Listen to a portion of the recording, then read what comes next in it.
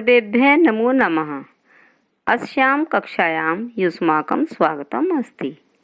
प्यारे बच्चों, अपनी पिछली वीडियो में मैंने आपको पाठ 13 ऐसे थे लाल बहादुर शास्त्री का अभ्यास कार्य समझाया था।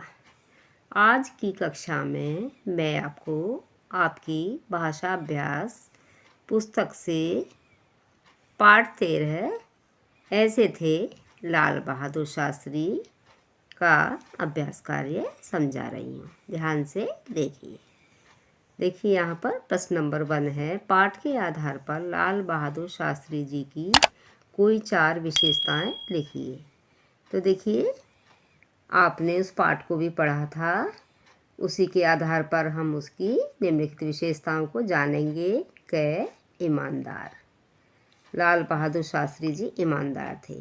ख परिश्रमी, ग देशभक्त, घ साहसी, वे साहसी भी थे। प्रश्न नंबर 2, शास्त्री जी ने देश को कौन सा नारा दिया, लिखिए। तो देखिए शास्त्री जी ने देश को निम्नलिखित नारा दिया था। उनका नारा कौन सा था? जय जवान जय किसान। प्रश्न नंबर 3, नीचे दिए गए वाक्यों में से काम वाले शब्द छांटकर लिखिए। यहाँ पर कुछ वाक्य हैं और इनमें जिन शब्दों से कार्य करने का बोध हो रहा है वो आपको छांटकर लिखने हैं। वैसे मैंने भी आपको करके बता दिया है। तो यहाँ पर काम वाले शब्द लिखे जाएंगे। जैसे का चिड़िया चहचहाती है, तो देखिए यहाँ पर चहचहाती है, ये काम वाला शब्द है। ख गाय घास खाएगी, तो यहाँ पर खाएगी शब्द काम वाला है। गा वह जोर से हंसने लगा, हंसने लगा ये काम वाला शब्द है। घा मैं नीला पेन लाई, तो देखिए यहाँ पर ये पेन लाई काम वाला शब्द है। अब देखिए यहाँ पर नंबर 4 है का, ध्यान दीजिए विराम चिन्ह। तो देखिए विराम चिन्ह का क्या अर्थ होता है? विराम शब्द का अर्थ है ठहरना या रुकना। किसी भाषा को बोलते, पढ़ते या लिखते समय भावों को प्रकट करने के लिए रुकना पड़ता है। तो जब हम रुकते हैं थोड़ी देर के लिए तो उसको विराम चिन्ह बोलते हैं। तो देखिए यहाँ पर सबसे पहले क्या है? पूर्ण विराम। अपना पाठ पढ़ो, ये वाक्य पूरा हो गया इसलिए यहाँ पर पूर्ण विराम लगाया गया है। देखिए दूसरा वाला क्या है? ये अल्प विराम, इसे कॉमा भी कहते हैं। हम अंग्रेजी, हिंदी, गणित और विज्ञान पढ़ते हैं। ये शब्दों को अलग करने के लिए लगाया जाता है। प्रश्नवाचक, तुम कब आए? तो जब कोई प्रश्न बनाया जाता है तो उसके बाद में प्रश्नसूचक चिन्ह लगाते हैं। उद्धरण चिन्ह, जहाँ पर कोई उदाहरण देना होता है या कोई कथन होता है। जैसे देखिए माँ ने कहा सदा समय पर उठो, तो यहाँ पर माँ कुछ बात बता रही हैं या कह रही हैं, तो इसलिए यहाँ पर उद्धरण चिन्ह लगाया गया है। योजक, मैं रात दिन काम करता हूँ। जब किन्हीं विलोम शब्दों को या एक जैसे शब्दों को अलग करना होता है तो उनके बीच में योजक चिन्ह लगाया जाता है।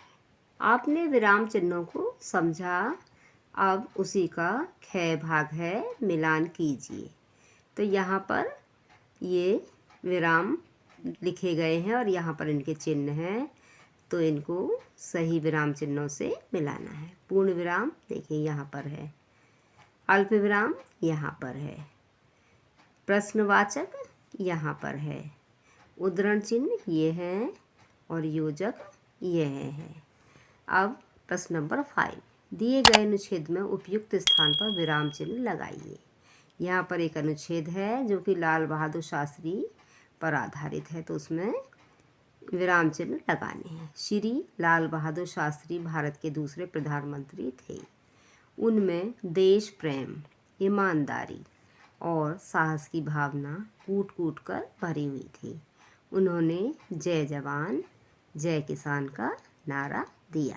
यहाँ पर पूर्ण विराम आएगा अंत में। नंबर 6, लाल बहादुर शास्त्री जी के जीवन से हमें क्या प्रेरणा सीख मिलती है, अपने शब्दों में लिखिए। देखिए हम लाल बहादुर शास्त्री के विषय में इस तरह से लिख सकते हैं। लाल बहादुर शास्त्री बचपन से ही परिश्रमी, निर्भीक, साहसी और ईमानदार थे। उनमें देश प्रेम, ईमानदारी और साहस की भावना कूट कूट कर भरी हुई थी। उनका जीवन अत्यंत सादगी भरा था। अपने अदम्य साहस और परिश्रम के बल पर उन्होंने राष्ट्र के प्रधानमंत्री जैसे उच्च पद को सुशोभित किया और राष्ट्र को चलाने में अत्यंत कुशलता का परिचय दिया। हमें उनके जीवन से परिश्रमी, देश प्रेमी, ईमानदारी और साहसी बनने की प्रेरणा मिलती है और इन गुणों को अपनाकर ही हम अपनी तथा राष्ट्र की उन्नति कर सकते हैं। तो देखिए, ये है आपके पाठ 13 का अभ्यास कार्य पूरा हो गया है। इसे अपनी पुस्तक में नोट करिए और अच्छी तरह से स्मरण करिए। अगली वीडियो में पुनः मिलेंगे। धन्यवाद।